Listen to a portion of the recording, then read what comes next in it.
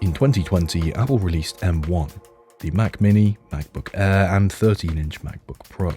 These were ridiculously efficient and ended up trading blows with Apple's highest-end Macs in certain areas. But Apple's M1 rollout wasn't even complete. A year later, they announced the big guns, M1 Pro and M1 Max, available in the completely redesigned 14 and 16-inch MacBook Pros.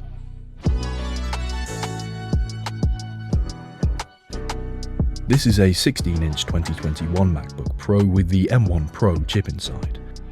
And it's ridiculous how Apple got everything about it just right. We start off with the most fabulous 16-inch edge-to-edge mini LED display. It's a 120Hz panel running a 3456 by 2234 resolution. Accompanying the display is a 6-speaker surround sound setup far ahead of anything the laptop world had seen before 2021. These speakers are close to what you'd get from a small, dedicated Bluetooth speaker. Very impressive considering the tiny amount of space the drivers actually occupy inside the laptop. Apple nailed the audiovisual experience first time on these redesigned MacBooks, and the screens and speakers are still the same shape and size in 2026 models half a decade later. This MacBook is powered by Apple's M1 Pro SoC. There are 10 CPU cores on board, with 2 of those running slower for efficiency purposes. The other 8 run at full speed for the best performance under load. 10-core CPUs were a pretty big deal for laptops back in 2021, and these days M1 Pro is still very capable. I'm able to edit all of my videos in Final Cut with this exact computer without any major slowdowns. I don't use proxies, but it responds well to me dumping minutes worth of raw clips straight into a timeline. Better still, the ARM-based M1 architecture is extremely efficient. I can still get a good 15 hours of use from this thing doing research for videos and writing stuff down. This is a 5-year-old computer, remember, and it's seen 5 years worth of entirely new macOS updates as well.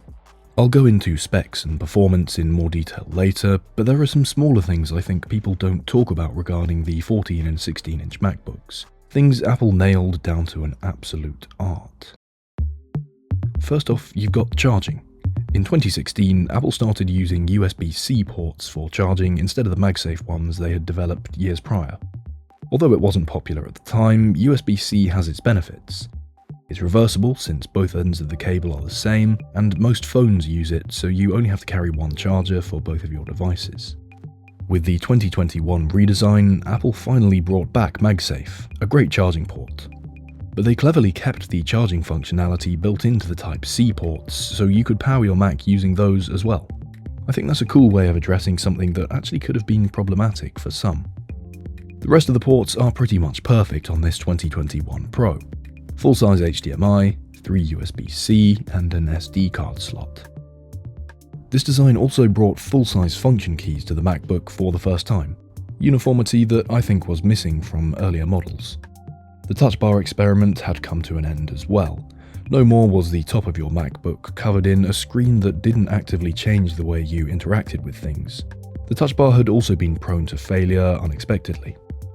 The keyboard and trackpad on this thing are subtly perfect as well. A proper backlit scissor switch mechanism, none of the butterfly nonsense associated with the previous decade. And of course a gigantic trackpad with haptic feedback and pressure sensing built into it.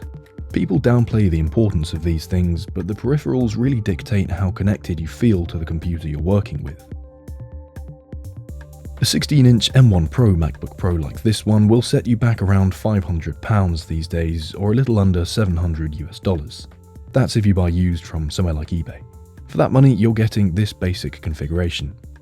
10-core M1 Pro CPU, 16GB of DDR5 memory running at 6400 MHz, either 500 gigs or a terabyte of PCIe-based SSD storage, the 16-core M1 Pro GPU. This is the higher end of the M1 Pro GPUs, as there is a 14-core option available on the 14-inch machine. 1 GPU core per inch of screen size. Nice. The 16-core GPU is roughly equivalent to a desktop GTX 1660 Ti from Nvidia. Pretty damn impressive from a MacBook from 2021. Bear in mind too that the M1 Max is effectively the same laptop as the M1 Pro, just with a beefed up GPU. You can get up to 30 cores in the M1 Max, which does close to double graphics performance, especially as the memory bandwidth goes up to 409 GB a second on the Max. It's a far more expensive computer because of this. The 16-inch M1 Max goes for more like £900 used, that's around $1,200 US. I have owned both the M1 Pro and Max and used them side by side, and frankly there is 0 point going for the Max unless you are bound hugely by GPU capabilities in whatever it is you do. Although video editing can rely heavily on graphics power, I've found Final Cut is happier with a snappy CPU more than anything when dealing with short clips and a lot of audio cuts. I do play Minecraft on my MacBooks, but again, Minecraft is more of a CPU-bound game, and I wouldn't fork out the extra 40% for a Max chip on my own machine at the moment, or probably ever if I'm honest. So pricing brings me back to another thing actually. If you're anything like me, the performance of Apple's M4 and M5 have sounded like a huge upgrade over the last couple of years. Trust me when I say I've been eyeing up an M4 MacBook Pro or 15-inch Air. The thing is though, for £500 this is a far more sound investment right now. M4 and 5 are still pretty new and cost around £1,000 for a decent 15-inch Air. That's twice the price for a chip that's only about 60% better across the board. Beyond that, there's no 120Hz display on the Air. You don't get the nicer port selection, and the speakers are a lot less rich. Oh, and that M4 chip is passively cooled in the Air. No fans inside whatsoever. So if you're running at full power for more than half a minute or so, you are going to run into some decent thermal limitations pretty quickly, and risk slowing yourself down more than you might realise. If you do want to go the other way, the 13-inch M1 MacBook Pro costs around £350, saving you £150 on this one. Frankly, if you're earning a living on your MacBook, or at least rely on it for a few hours of each week, I think it's worth investing the extra £150 into an M1 Pro like this one though. 8 gigs of RAM turns into 16, 256 of storage becomes 500, and of course the screen, speakers, and general build are far superior. If you're a content creator, I cannot overstate the importance of a decent screen. So yeah, the M1 Pro 16-inch MacBook Pro is still an extremely capable machine. Possibly the best value for money in a MacBook right now if you're buying used. And as someone who uses one every single day for everything from listening to music to producing final edits of my videos for YouTube, I thoroughly recommend picking one up in 2026. It's a great balance between up-to-date technology and design, and that decent saving you get from buying something that's been out for a little while now.